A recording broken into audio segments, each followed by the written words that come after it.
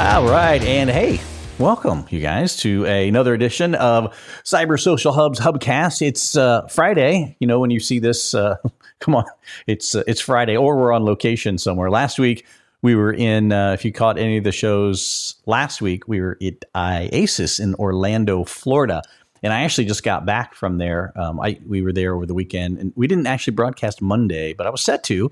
I just got busy doing other things, unfortunately, from the show. I think today is the last day for that event in Orlando. If you can get a chance, just head over to our YouTube channel. You can see all the ones that we did. I think we did 4 or 5 from that event. It was fun, man.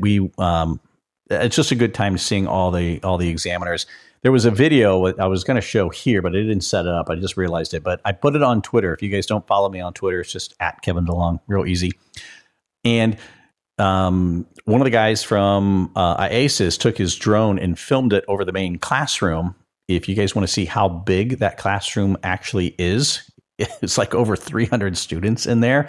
And that's literally with one person per table.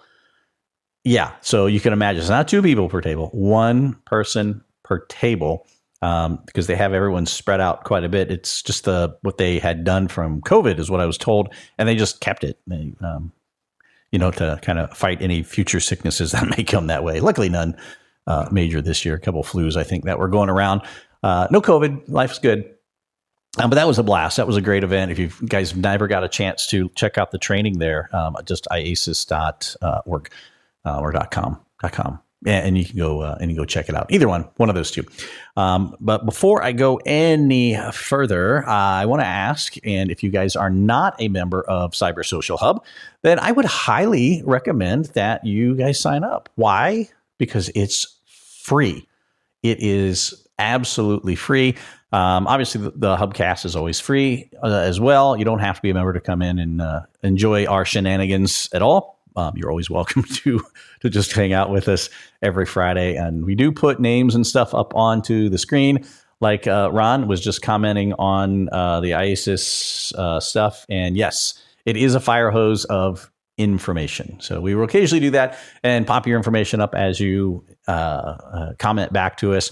We're broadcasting out, so you guys all aware. If you're watching us on YouTube, you're in the right spot. That's our home channel, kind of where we can hang out and see the most interactions. It's just because that's Google has the most open API and allows us to do that and see the conversations fully.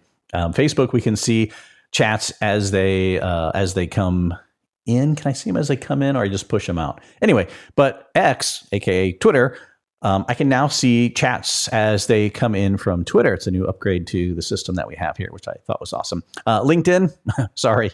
You're dead to me. No, it still works. Obviously, we can broadcast out to LinkedIn. I just can't see the chats, and you guys can't see our chats at all. And that's too bad. So come on over and enjoy the show on one of the channels that you can interact with us. YouTube's the best one. You do have to be logged in to chat. That's the only downside to it. Larry says, fire hose, definitely. IASIS class of 99. Yes, rock on. And Ron is the class of 2009. I am the class of 2007. Anyone beat that? Anyone beat 2007? Going once, going twice. I'm on a 15-second delay or so. So you guys, I'll let you guys post out there. But before we go any further, make sure you sign up for Cyber Social Hub. Also, my daughters constantly reminding me, who are 12 and 10, by the way, to tell everyone, Dad, you got to tell everyone to like and subscribe to your channel. So there you go. Yeah, oh yeah, Larry did have me beat. Ron, you're right. My math is not good. So he's a 99. You're absolutely right. So like and subscribe to the channel. What that does is allows more digital examiners to be able to see it, right? The more popular the channel is, the more digital examiners will see it. Hopefully, the more people we can help or harass, however you view the channel, the information that you get from it, we can hopefully, Now, the other thing that you guys can do too is there's a little bell somewhere, like on YouTube. It's down, I think, that corner, somewhere down there, I think. You can hit the little bell. Every time we go live, you'll get an alert saying that we're live. Now, generally, we only go live Fridays at 2 p.m. Eastern U.S. time. But when we're at an event, then it just goes live anytime. So whenever we feel like hitting the live button and we have an interview set up or somebody we've conned into coming on the show, like my next guest, then we bring them up and we just chat from the show and see what's going on, what they're doing. It's a lot of fun. If you can't be at the show, to at least give you a little feel as to what's happening there.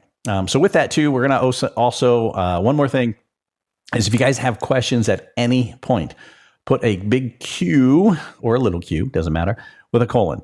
That's it, Q colon, and ask your question. If you have any questions for myself, the guest, as it's going, because what I can do is I apply a filter to the chats because I can see all the chats from all the networks come in. It's a lot. It's a lot. Hey, if you guys have never seen this, real quick, I'm going to show this before I bring my guest up here. This is what, hang on. This is what I see, right? This is my control panel here. So it's quite a lot of stuff. And you can kind of see my next guest. He's hiding right down in that corner down there. Yeah, I see he's waiting for you guys. So that's what we call the green room, is where they wait down there until they come on. He can hear us. You just can't say anything yet. But so with that, we're not gonna hold Tom hostage down there. We're gonna bring Tom up, and we'll bring him up. Ta-da! There we go. Tom, how are you, man? How you doing, folks? Yeah, I'm not too bad, thank you. You doing well? Good. Yeah, excellent. Actually, it's Friday. We can't complain. And it is Friday. You're actually in the future Friday from us. I am indeed. It's currently 7:05 in the evening. Ah, that's right. You're in the UK, yeah? I am indeed. Hiding overseas there. So you've lost a little bit of time on us. So we appreciate you joining this late. No, it's a pleasure. Yeah, always good to have you on. You guys actually did a webinar with us. How long ago was that now?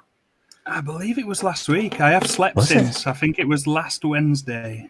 Yeah. Potentially, okay. Yeah. Around 9 days ago, maybe. Something like that. I don't keep track. I can't. Megan, who's actually on vacation this week, usually runs all of that stuff in the show. So she's not even down in the chat today to harass us down there.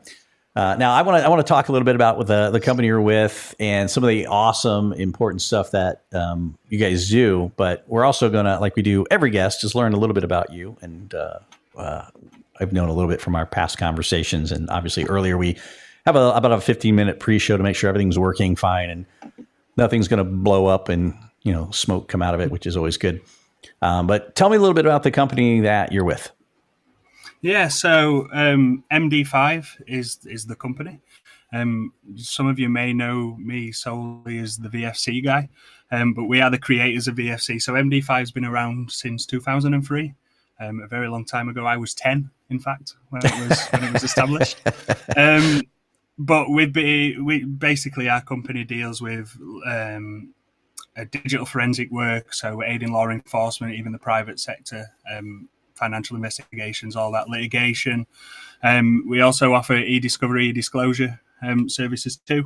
And like I say, we're the creators of the world-renowned, I'm allowed to say that because it is, VFC software, which hopefully I'll be briefly showing a little bit later on. Oh, very cool.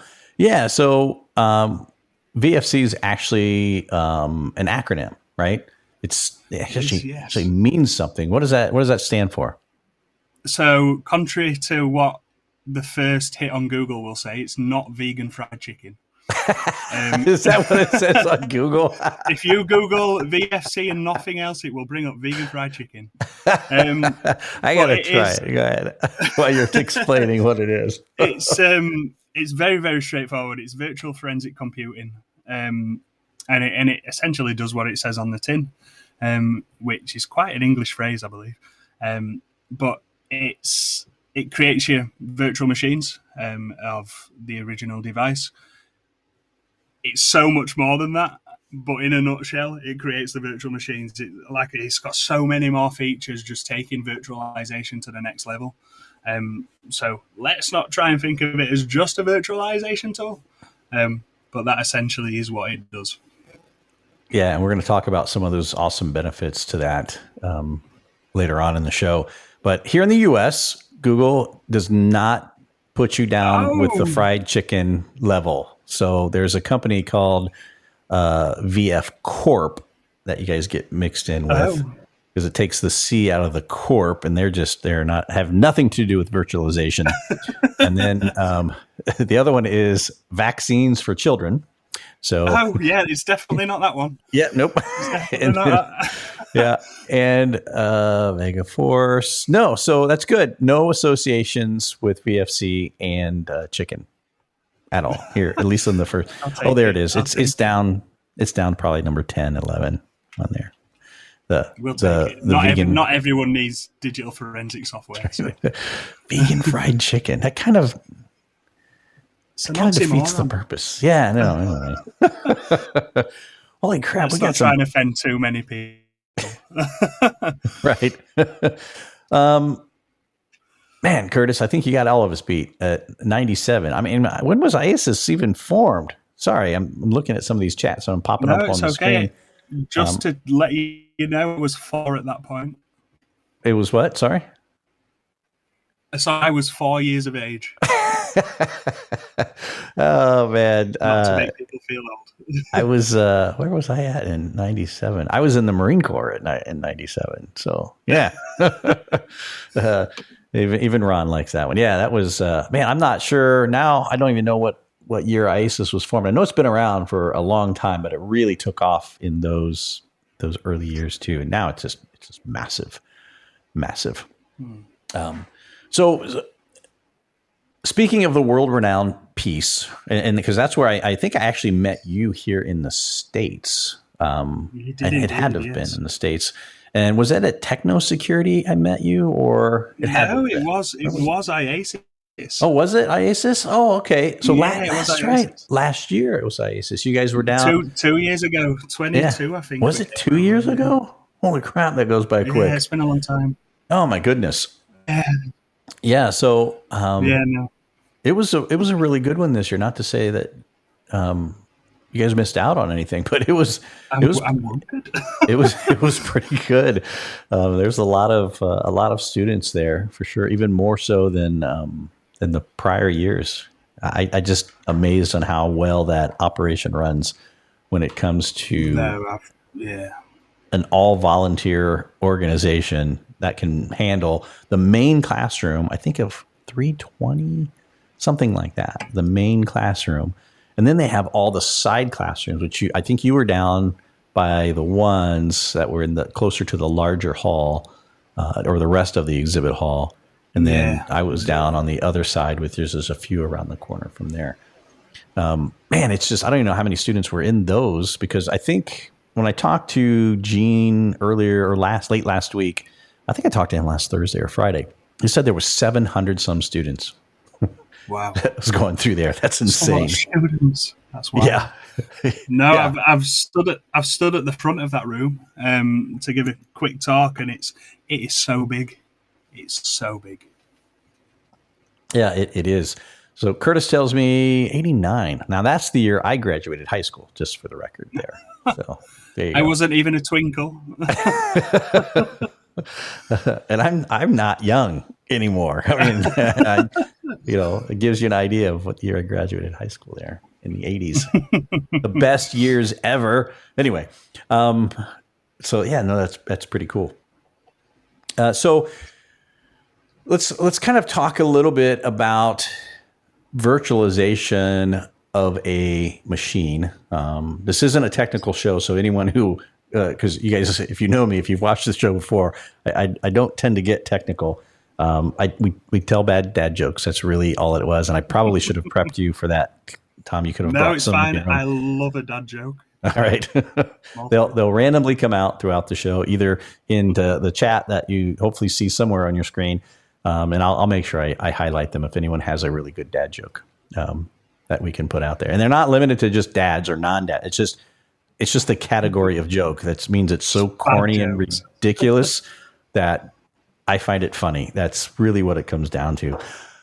I'll send you, Tom, a link. I don't know if you've seen them or not, but or if anyone else has seen them. It's these 3 guys. They're hunters, and they're usually all dressed in camo, setting in what's called a blind, which is usually like a hunting, either a half shelter or tent, and they're whispering the jokes back and forth to one another, trying not to laugh out loud to scare off the reason why they're there in the first place. Awesome. I mean, I laugh at these guys, and I'm sure people, all my family on Facebook, probably hate me because I repost them all the time. And I'm like, oh, that's a great joke. On we go. So it's terrible, but no, I look forward to it. And things like that as well, where you're in those situations, the worse the joke, the funnier it is because of the situation. Yeah. I laugh because they're so dumb, and the other guys laugh. It's just great. It's absolutely great. So let's talk about virtualization a little bit. And the name of the show was, some of the benefits and reasons why you would want to. And I know you covered some of these, I think, in your webinar. And what do you see is kind of a top reason that you would want to virtualize, or a benefit to virtualization of a case or the suspect machine?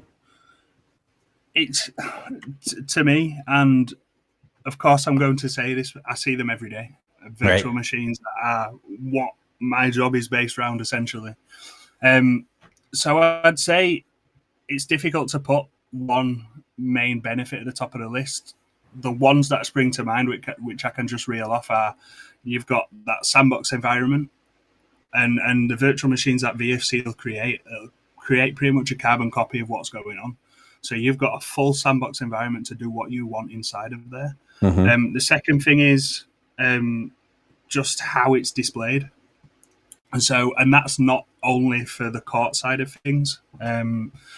Yes, judge and a jury, it's absolutely fantastic. But even for an investigator to understand what's going on, sometimes you just want it in its original format. The amount of people that I speak to on a day-to-day basis, so many people have just told me it's so nice to be able to forensically switch a device on and just have a look through.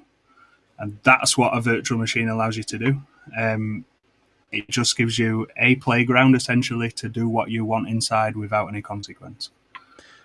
Yeah, so to be clear, so people understand really what it is you're not working with the original evidence. It's definitely not. Yeah. Right?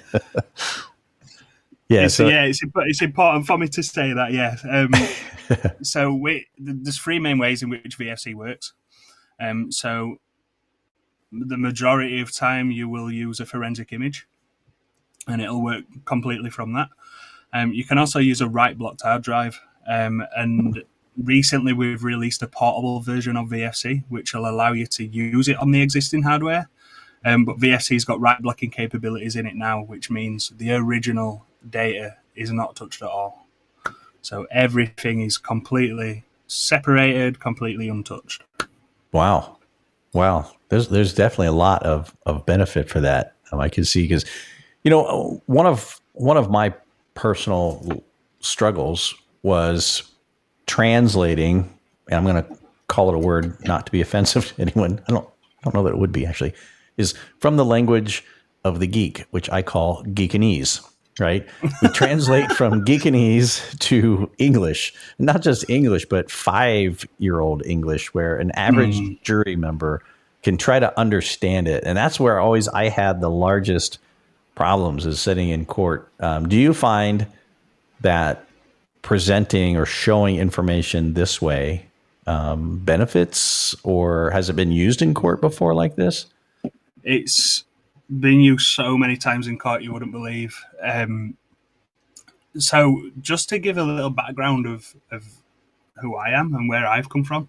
So this is actually my first job in the industry. So I haven't got digital forensic qualifications or anything like that. I came in from more the salesy side of things.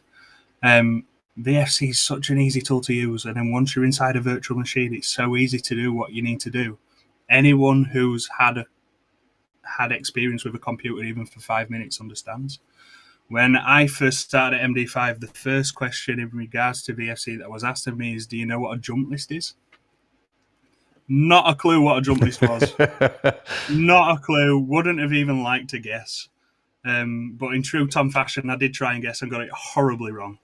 But the next day, to try and to try and just see what's going on, and then they explained it was a jump list, is they opened up a virtual machine, said, look at this, can you explain what's going on here? And I said, well, the most frequently accessed folder, and I'm going to use an example that was told to me recently, actually, from one of our customers. I'll keep it anonymous. But we built up a virtual machine, got into the jump list, and the most frequently accessed file was cache data. And we went into it, and it was empty. And I can explain what is going on there without technically knowing what's going on there. It's like, I know that folder's empty and I know what it's called. So it's so easy to use a virtual machine. And like I say, it goes then back to, if I do get it wrong, it doesn't matter. And there's a fantastic feature in VFC, which is a standalone VM feature, which if you do need to go to court, it kind of takes the screenshot side of things to the next level. So the standalone VM feature allows you to create a virtual machine that doesn't need the original image or anything present for it to work. Really? So you've got it's so good. So you can literally go into cart with either VMware or VirtualBox, something like that, and a standalone VM, built it up and show everyone. There's a really popular case, and it's a public case. It was one that was done by Oklahoma State Police. And VFC and the virtual machine actually got that over the line. All evidence was circumstantial. And it actually went cold for a long time until VFC was introduced on the case. Built it up in court, found links and applications to how to plan a perfect murder, dismember pig carcasses, and things like that. So it's such a good tool, and it's so underused in digital forensics, you wouldn't believe. Yeah, I mean, just, most people have seen a computer, what it looks like, but exactly. But forensic software is not pretty. It's just not. No. When you go to look at it or try to show it, and you can, people aren't going to grasp that because they don't have that ability to relate to something within the system that they're used to seeing all the time, every day. And again, I'm a big fan of virtualization, and I think that when a jury or even most forensic supervisors have no idea how to even do forensics. At least that was my case with two of my supervisors. So it made things nice because you could say, "What are you doing today?" And I just could say anything, and they're like, "Oh, all right, he's busy doing nerd stuff." And what I said didn't even really make sense if you talk about it. But with something like this, it's easy for prosecution to understand. It's easy for the average jury member to understand. I mean, I try to use the example of 70-year-old grandma on the stand who doesn't understand, but boy, she understands Facebook and how to open it on her computer because she uses it every day and she can see it. Exactly. So she understands those types of things. So if you can show it, I think it's just so powerful. And what I'm curious about is, as we're talking, if anyone down in the audience has used virtualization, even if you're watching this in post, which means you're not seeing it live, you've watched it sometime, found us on YouTube, there we are. Comment down below if you've used virtualization before in a case. Obviously, we don't want details of said case, but I'd just be curious to see if you guys have. And also, here's my, what's the word I'm looking for? I will grovel for a thumbs up. How's that? So just hit a thumbs up on whether you're on Facebook, LinkedIn, doesn't matter. Go ahead and give it a thumbs up if you have as well. So Ron says that he indeed has used virtualization. I'm assuming, and I know it's hard to ask the questions and get an instant answer because of our delay that we're on. It was a success, Ron. I'm hoping it was a success. Fingers crossed. Yeah. It's always a gamble in the live shows. Like, okay, was it a success? So I'm hoping that it helped your case. And I'd be curious if you type out, like, if you can type out a short like individual experience. And if it was a bad one, I just won't put it up on the screen. How's that? That's fair. It's just now Ron says virtual machines are rubbish. That would be funny, but it's not. It's not. We all know it. So we know you'd be jesting. But so, Tom, there is a Yamaha keyboard behind you. Yes. What's the story behind that? Do you have a story behind it, or you just need a prop, something to keep the curtains closed there? So I actually got that in lockdown.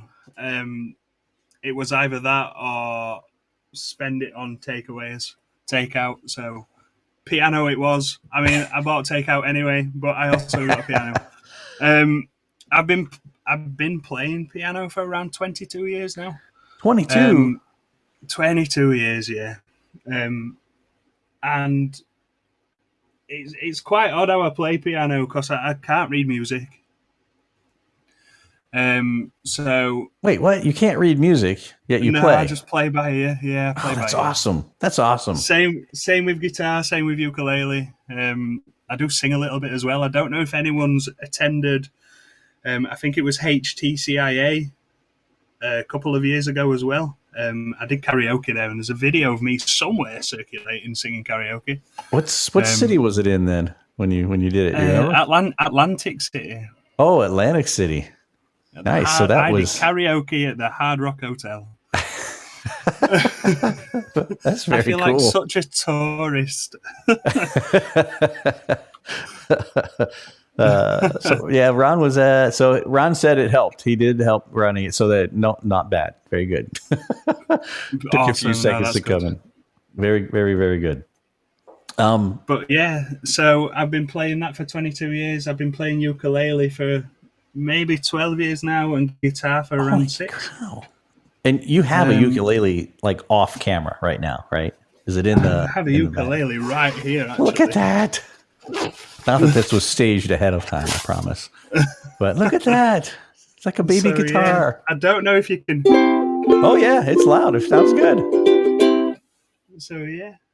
Jamming. Any requests? I mean, my niche on it is Sweet Child of Mine. I can play Sweet Child of Mine on the ukulele. See, that's funny. I was just going to ask for like Metallica or something on the ukulele. See if I can. I don't know if the sound will pick up, but it picks up very well.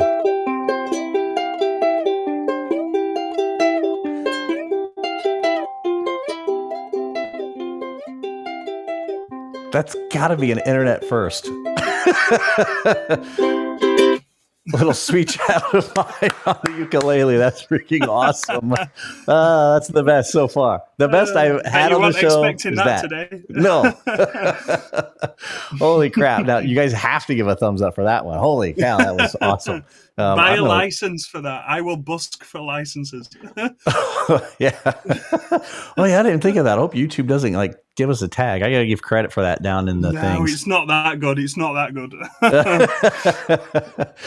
Their algorithm is pretty stinking good because obviously the music that we played in the intro and we exit is licensed. We had to license it so we wouldn't get dinged for it. Yeah, pay for that. It's crazy, YouTube. Anyway, I don't know about the other networks. I don't really care so much about them. But no, that's awesome. That's awesome. I think it's fine to do covers. So you could have sang too and been fine. Because I see it all the time on YouTube. I won't be doing that for people today. So no cover bands. All right. That's okay. I'm waiting for requests. I haven't seen any requests come into the chat. I was sitting here looking and nothing's come in yet. Next time, if you want me on, I will get this set up if you really want me to. Can you jump from instrument to instrument really fast and just like continue the song? I think I saw something like that on whatever that one show is with Simon Cowell. Yeah, I mean, if everything's set up, it wouldn't be too difficult. Voodoo Child, I'll do that next time. I definitely can take requests. So when it comes to me, so another little bit about myself, which I don't mind talking about because I feel like people need to talk about these things sometimes just to make it more visible. So I've got ADHD and Asperger's. So I've got autism and ADHD. And they say that people with autism have a special skill. mine's music. I can that's play by awesome. ear. So you could play me a song, and within about 10 minutes, I can probably play it. Wow. Wow. I have no musical talent at all. And that's why I played drums in high school. So there's no real. I had a little Hey, bit of drumming's hard. rhythm. It is, but it was snare drum, so it's not really that hard. It's not like I used even a set. So it doesn't count. Yeah, no, it was one drum balanced in front. We were good though. We went to state and we placed in state competition, whatever that matters for that in my life now, a bazillion years later. But it was fun. It was a fun experience. I don't know if you've ever seen like the military style drum lines when they come out and they do all the fun tricks with the sticks and back and forth. Oh, and yeah. We were doing that back in the 80s. And I watch them now and I'm like, holy crap, they've gotten so much better. We've never even placed in today's world. But yeah, I own a keyboard. It's a Yamaha also. And then I also own 2 guitars and I can't play any of them. So there you go. Well, now's your chance to learn. It's never too late. Yeah. No, I'm pretty terrible. So the keyboard's actually, my kids stole it. And I think it's in one of their rooms right now. My guitars, I keep packed away. They're pretty. Yeah. And I pull them out and I go, you see, I have a guitar. And it's like, look at this. It looks nice. It's never been played. That's right. It's been, well, yeah, no, I wouldn't define what I did as playing anything. It was, I tried. What I find is it takes a lot of time and especially finger strength. Holy end of tips of my fingers getting raw trying to do that too much. Mine are rock solid now. Yeah. So you probably have like 1/4 inch thick calluses on your fingers from I can those punch things. people like that. Martial art master. Yeah, absolutely. That's pretty cool. Now you have some other crazy hobbies too. Obviously, people know if you've ever tuned into the show once. I mean, I don't have my lightsabers actually turned on, but they're right back there crossed. One's red and one's green. And obviously, if you look through there, you'll see what is this? It's like Star Wars figurines, like down here in this corner. And then I'm trying to do this. I'm mirrored, so it's really difficult for me. And then there's the Mandalorian helmet. I have drones. This isn't my only. That's my old one. It doesn't fly anymore. It does fly, but old. And then Legos. I actually like it's a combination of Legos / Star Wars stuff. Lego's expensive. It is. It's so expensive. I know, but I still buy them, and it's horrible. But they are pricey. I usually try to find them on an auction site, like somebody who's put it together yet doesn't keep it together and display it. And they'll throw them all back in the box, and they go, "Well, I did that." And it's like a puzzle for them, and I'm done with it. Next. Oh, I couldn't do that. It's got to stay built. I know. That's the way I am too. Stays built, and my son likes to come down. Like there's like right there where my thumb's at is the X-wing, the original Luke Skywalker X-wing from New Hope is right there, and he likes to come down and play with it because the wings will open up, and I'm like. No, please don't. Please don't. No. It's like, not a toy. That's right. I'll buy you one if you want one, and you can crash and destroy it all you want.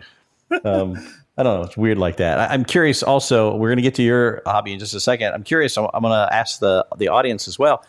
What weird hobbies you guys have? Please keep it PG-13. I'm talking to you, Ron. Talking to you. But if you guys have anything that odd that you do, that's obviously I got a lot of tech. I love technology. I was showing you kind of some of the stream decks, the buttons I push to change the scenes here. But yeah, so Ron has one here. He says he likes to freeform Lego sets where you can build multiple things, and 100%. That's one of my favorite things. I think, and again, my opinion, not that it matters, is that I think it really helps build creativity, and it helps people think outside the box when you're doing some freeform stuff. I've bought my kids some like Sonic, the kits so you can put together. You have to follow the instructions. But to me, that's preparing you for some, factory job or something. It's like, no, now take that, now make it your own.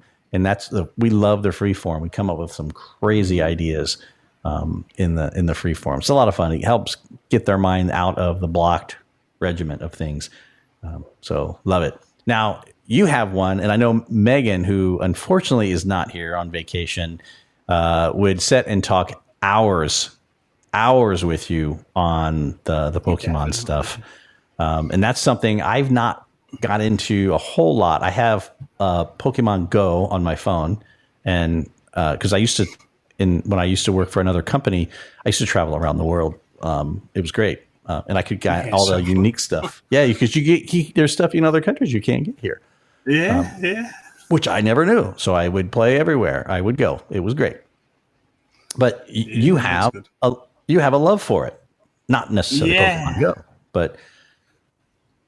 You were showing me something earlier. What do you got? Yeah, so I've got a really cool collectible piece, which is a skateboard deck with one of my favourite Pokemon. I won't expect anyone to know who it is, and if you do, fair enough, but it's Umbreon. So that sits proudly on my wall, and it will never be ridden. But yeah, you would cringe if you put your foot on the face, right? I wouldn't dare. Yeah, cringy. I'd be so upset.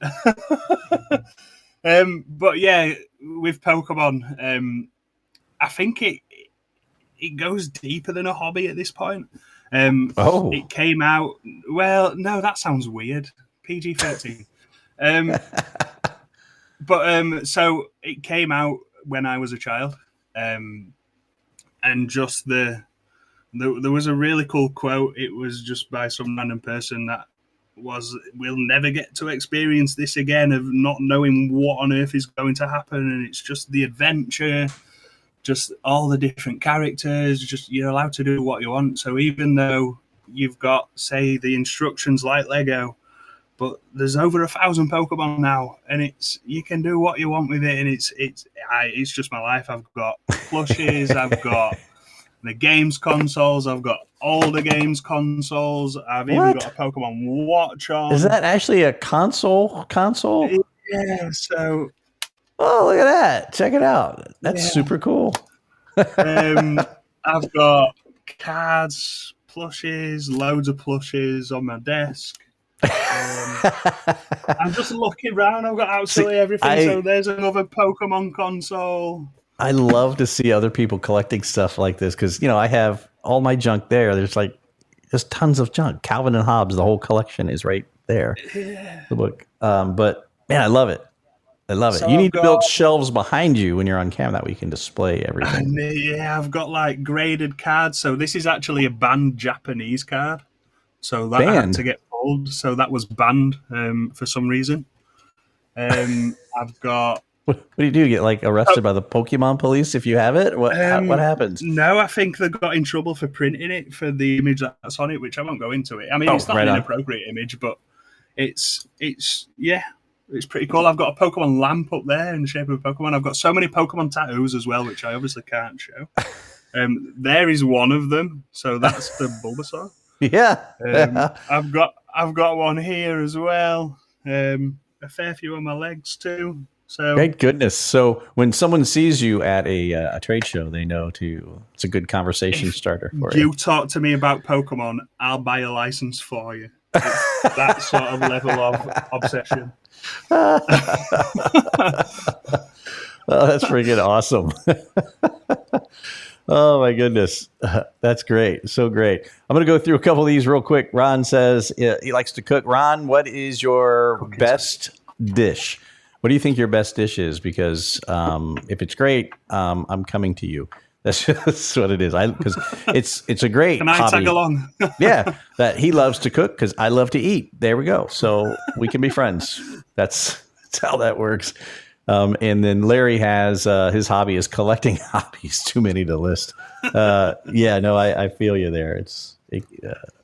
It seems that as we get older, we collect more expensive hobbies is what happens. The cheaper ones fall away. Yeah, definitely. No, I'd agree with that. I'm just looking around my room and just trying to price everything up, and I just daren't think about it.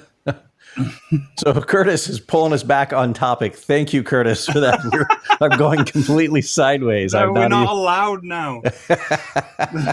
I know, right? So he's saying that he used virtualization in all of his major cases and expert reports and during testimony. That's great.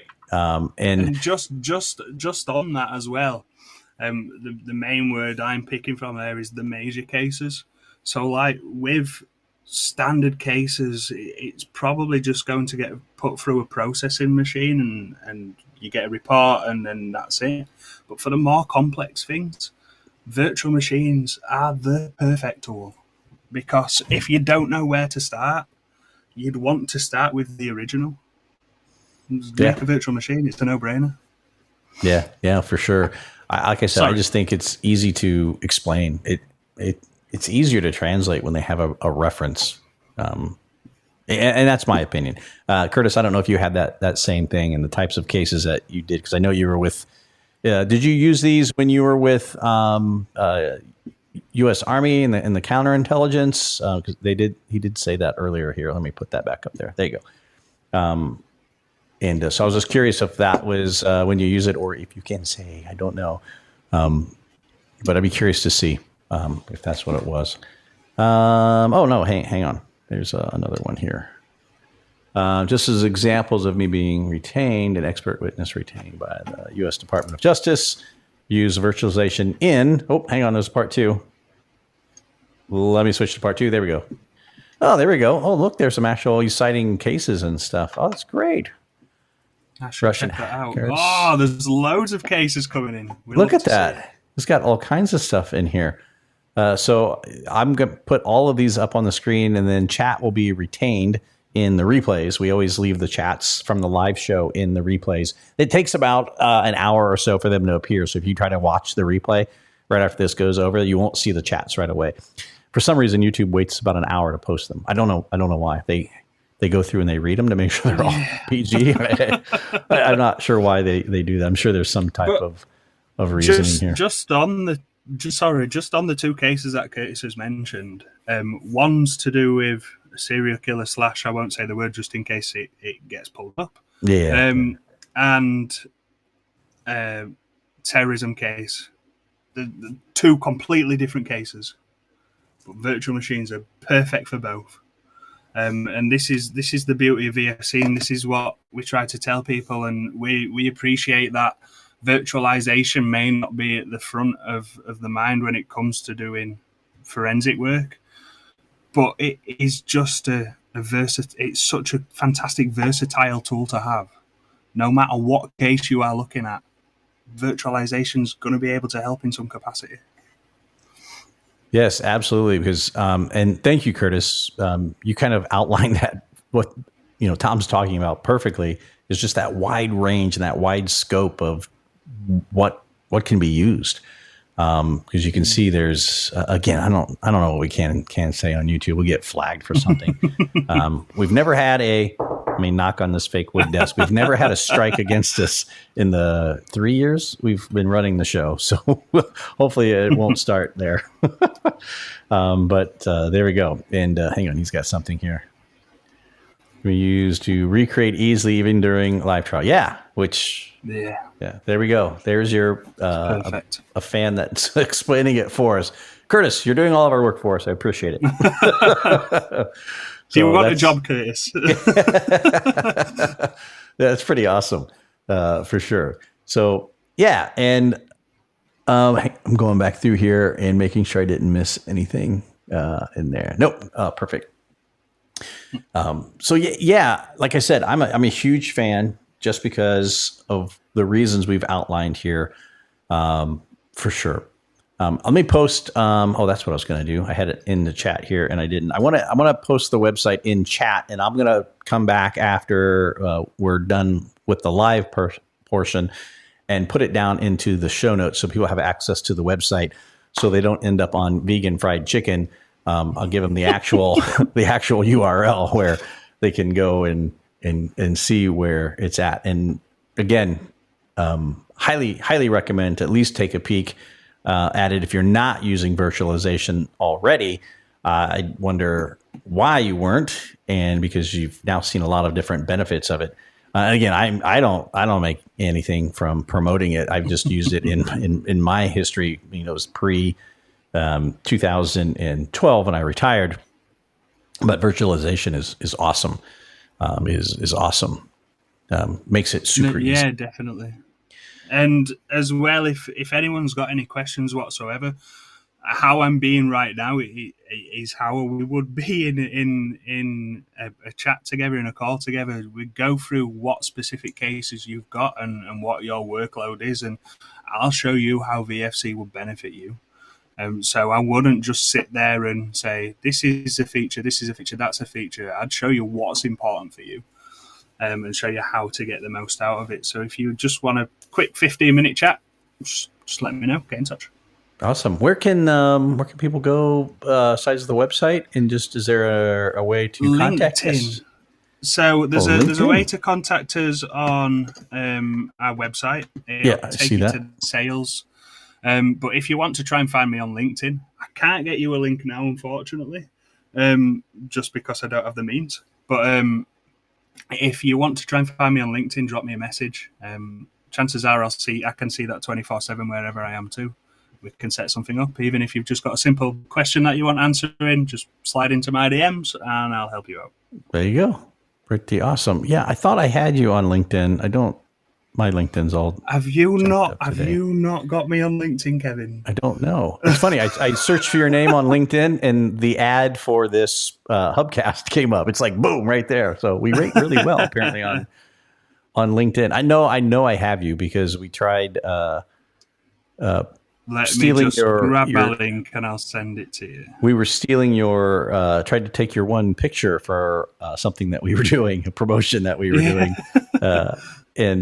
Yeah. So I know I've seen it. I just, my LinkedIn's being a little funky at the moment for in there. Apparently, Tom Cross is a very popular name. That upsets me. Yeah, look at that. Well, I just discovered... Yeah, go ahead. I've just sent you, all being well, my profile in a message. Oh, yeah, it just came up, so I'm going to click it and grab it. There you go. I'll grab it without all the UTM codes on there. Do you want the... Oh, no, those are UTM codes probably from your phone. Did you do that from an iPhone? I did indeed. Yep. See, look at that. How I know those crazy things. So I'm going to post his in the chat here. Tom's LinkedIn, if you guys want to get a hold of him and extend the conversation a little bit more. And again, I'm going to open this up for questions, anything you guys have, use cases that you might have for virtualization. Feel free to ask him now. Now's the time, or better yet, set an appointment with Tom, and you can and check things out. And I'd be curious to see I know Curtis and Ron have used it, and hang on, I'm scrolling now. Larry, I don't remember seeing if you used it or not. Sorry, there's a lot of chats that I'm kind of scrolling through very quickly. But what do you guys think, for those in the audience, was the single most benefit from it? And Tom, I'm gonna ask that of you as well. I'll let you answer first because they're going to take 15 seconds or so. Yeah, no problem. So the main benefit and what we get back from our customers, especially in the users of VFC, is that just having the visual aspect and just taking it to the next level in investigation. Like we've already discussed, having a report's all well and good, but having the visual aspect of it is just second to none, and it just offers so much more. And just to go off of a tangent a little bit while it's playing catch up, is VFC itself isn't designed to replace anything. It's designed to work alongside everything else that you're currently using. So we would not expect you to drop something else and pick up VFC, but you'll probably find that if you incorporate VFC into the toolkit that you've got, it's just going to send the quality of the report from here all the way up to there every single time.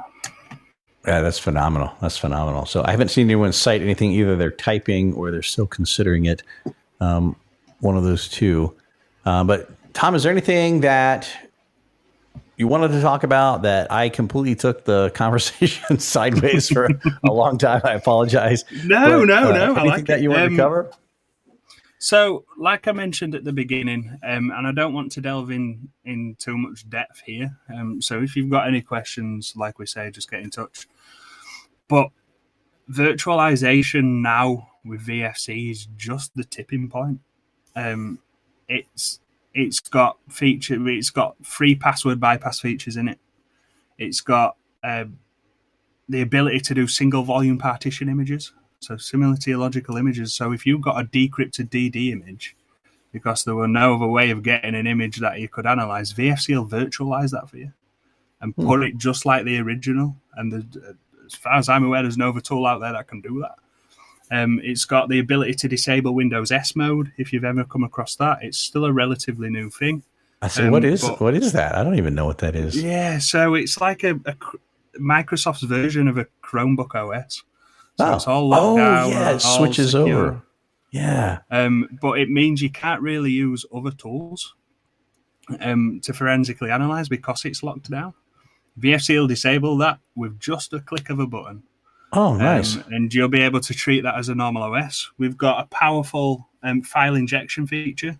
So if that is the case, that it is like an S-moded device, you'll be able to inject an imaging tool inside there and virtualize the virtual machine with, again, just a click of a button. But like we say, virtual machines are so versatile. You could inject RAM analysis, malware analysis, vulnerability analysis, all your digital forensic suite inside a VM and do the work inside there. Wow. And VFC now gives you a triage log as well. So from pointing something towards VFC, whether that be the original drive write blocks or an image, VFC will produce a triage log within 30 seconds. And tell you recently accessed applications, files, documents, Windows history, Chrome history, URLs, all connected USB devices to that machine as well. The last user logged on, last shutdown time, last boot time, all that information within 30 seconds. And that's from if you're on scene using Right Blocker, triaging it real quick to see, hey, is this worth my time? You don't even need to remove the drive anymore. So let me see. I've got it here. So hopefully my camera's quite clear. That's VFC portable. What? You'd plug that into the original device, go into the BIOS, boot to USB only. You can virtualize on their hardware. What? And that has, and it's, I say this with the caveat that it's not guaranteed to work. Right. But I've used this on countless TPM devices as well, and it's had no problems. Wow. So it's so much more than just the virtualization aspect now. It is. That opens up a whole world. Exactly. It gives you the quickest possible access into a device you wouldn't believe. And could you imagine going on scene, needing to get into a device? The suspect is like, okay. They're not giving a password up. Doesn't matter. VFC will bypass that password while it's creating the virtual machine. Let's say it's a big gaming rig and it's got a lot of RAM, a lot of processors. Doesn't matter. You're using their hardware. You're using it all. So it'll run just like the original. No kidding. And quite a lot of the time, when you've got a warrant for someone's arrest, you need to get enough information to keep them locked up. The triage log coupled together with that virtual machine will do that. Wow. So you wouldn't have to worry about them being released on bail or anything like that. So, yeah, no, that's awesome. And Ron brings up a good point here that one of the benefits that are coming, and I see a couple chats down here, is that access files that are from like non-standard programs, like maybe the forensic software hasn't caught up, because we know they're all do every piece of artifacts that we need. Never.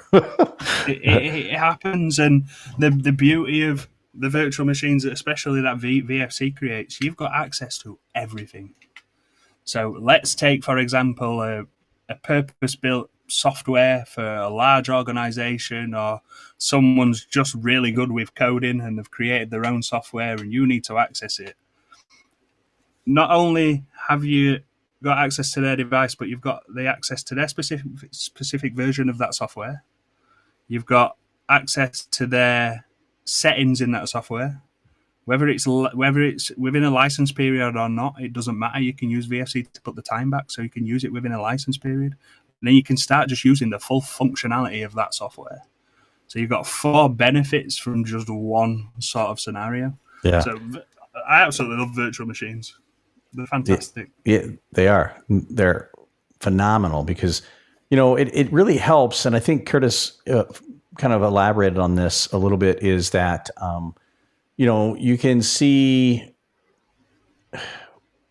basically in its native view. And that's the most important thing, is those last 2 words, because again, a lot of times you're seeing a spreadsheet or you're seeing hex with I've seen the craziest reports where it's like, oh, it's right here in the hex. And, the examiner's really proud that they found something in hex, and the jury's looking at it going, who cares? Ask me what a hex is, and I would not have a clue. I don't know what that means. Yeah, I know it is a move in Pokemon. Right. But that's kind of funny. But the jury is not going to understand that at all. It's just not. So, and just like your reaction to that, maybe they're more familiar with the move in Pokemon than it is with what hexadecimal actually is. And it makes things clear. So if you could just pop up the native software from the original view and show the jury, they're going to go, oh, what was that hexa nerdy stuff you were saying again? But yeah, you don't have to worry about it because now it's virtualized. The jury can see it. Supervisors, prosecutors, anyone can see it. Even if it's a national crazy case, the media can see it and go, hey, look, there it is. It really helps with that understanding of things. Hang on. Ron has a question here. I want to make sure I'm catching all of these. Does the USB work on non-Windows OSs? Ooh. So, very interesting. It has some Linux functionality. Just because of how easy Windows is to get information from and things like that, it's perfect for Windows. When it comes to Linux, it's all dependent on what Linux operating system it is and what the original user has done to that operating system, because it's open source. When it comes to Apple, unfortunately, it's technically illegal to virtualize Apple, so we can't go there. Yeah. It's within their user agreements that you can't virtualize Mac on a Windows operating system. So we stay clear of that. No one wants to be sued by Apple, so we won't. No. Yeah. Because I know there's a community out there that's done it illegally. Nothing, and obviously you can't go around doing this, trying to present it in court. It's like Hackintosh. That's what they were called, right? It was called a Hackintosh. Was the slang term of it. You can virtualize Apple, but it's very illegal. Apple frowns upon it greatly, for sure. I know Larry's wanting to know costs. I think that's something better for probably a conversation, or you can run over just message. DM Tom if you want to drop LinkedIn. Me a message on LinkedIn, I'm more than happy to help you out with that. Yeah, just kick him a message. We've got resellers and partners in the States, and if I start spreading costs and you have to go to them, then I may be stepping on toes. So. Oh yeah, thanks for explaining that, because that's the reason because other people are doing different things, and but Tom's going to be your best bet. Just saying, it's generally the way it works. And I will say, when comparing it to your other forensic tools, and Kevin will back me up on this, it's going to be one of the cheaper tools that you'll be able to purchase on the market. For sure. Curtis was nice enough, Tom, to show you what a little bit of hexadecimal was. There you go. Make sure it does appear to be accurate. It still doesn't. You see, even that, and I know we're here laughing about it, but that means absolutely nothing to me. It translates like like if you hit a character on your keyboard, it's actually a 2-digit hexadecimal value. Right. Like 20, like I recognize that, is the space bar. So what appears to be 20 is your space bar. So I may have just fell prey to Curtis, and he may have put something horribly up on the screen, and someone's going to translate it later off, and who knows what it actually said, because I realize I'm just going to take it as gospel. I see one 2, 3 spaces in that just by looking at it, if you could still see it. So there's probably words in there that I just fell prey to. So hopefully it's not a Rickroll or even worse. So that would be funny to get Rickrolled in hexadecimal. Now that's a good joke right there. Someone's got to do it. Someone who's watching now, please do it and just send me it, and I'll accept it. That's the only time I'll accept a Rickroll. There you go. Oh, for sure. Oh yeah, for sure. So Curtis says one of his favorite ones is Hex Viewer. Yeah, it's amazing. Yeah, I know it is a space. That's why I've seen so much hexadecimal. It's like, what was that scene in the Matrix where Neo came up on the one guy who was kind of a traitor? Gosh, I can't remember the traitor's name now. Cypher, maybe that was his name. And he was looking at the Matrix all in raw code, and it's kind of what it becomes with hexadecimal sometimes when you're looking at a specific pattern. Now, obviously, I can't read hex just by looking at it, but I do notice patterns very easily. Like if you're parsing certain things out, you can see it, like P lists, for example, and things like that. You can just start seeing that. And he goes, yeah, pretty soon you get to start looking at this so much you can just look at it in the raw code and go, blonde, brunette, redhead, and you can just see it in the code. Ron, I'm not putting that on screen because I don't trust you, man. See, I have no idea what it is. Geekinese to me now. Yeah. So again, I see spaces in that. I see 20s in there too. So I always look for the 20s to see if they're trying to. And if you guys ever wonder with words, if someone's trying to send you something, always look for the 20 because it is indeed a space. Well, I've just, you probably just saw me typing something then. I've just typed it all out just so I can have a look later. Yeah. Won't look at it now just in case. So there's hexadecimal to ASCII is what the letter translation version is, that you can just literally drop any one of those in and it'll reveal it real quick what it is. If you just do a search on Google, it'll come up. So now I'm scared that people are punking me here. I'm not putting any more of the hex on the screen. Very cool. Tom, I looked at the time here. We're over time already. Man, that went by really quick. It's always fun to get in a conversation with somebody and not realize that an hour had gone by. Definitely. The best kind of conversations. Yeah, absolutely. So everyone, make sure that you guys go check it out. I put the web address in there. The web URL is in there somewhere. I'm going to put it in there one more time. So I'll refresh this so you don't have to go scrolling through chat. Oops, I went to the wrong one now. Of course, I was on the VFC proper, and then it jumped me over to MD5 when I hit the main one. Okay, there we go. So let me post this back in there. And again, I'm going to put it in the show notes down below so you guys can have it. But so if you're on LinkedIn or Twitter, you're going to have to go to YouTube to get the URL, or just Google vegan fried chicken. You'll find it. It's there. I'm never going to forget that now, Tom. Every time I think of VFC, it's vegan fried chicken. Vegan fried chicken. It's such a contradictory of terms. As long as you don't think of me as the chicken man, it's okay. Right. So you guys go check him out. You can. I put a link in the chat here of Tom's LinkedIn as well. If you guys got any questions, you can talk to him directly. And sorry, Tom, I just realized that I did put that into our YouTube channel. So if you get some weird 2 a.m., 3 a.m. messages asking what you're wearing, it's not me. I promise. So I tend not to try not to do we've that. Got to keep it PG-13, but 2 a.m. it's probably not going to be a great deal. Excellent, man. Well, hey, Tom, thanks so much for hanging out with us. I appreciate you taking your time out, coming on the show. Everyone else, make sure you give a big thumbs up to the show. We really appreciate it. And make sure, if you haven't already done so, that you have subscribed to the channel and hit that little bell to follow us along whenever we go live. It's not annoying, I promise. It's only once a week. So until next week, which I have no idea what is going on next week, so I don't have the list in front of me. We'll see you guys later. Tom, again, thank you very much. We really appreciate it. And talk to you soon, sir. Cheers.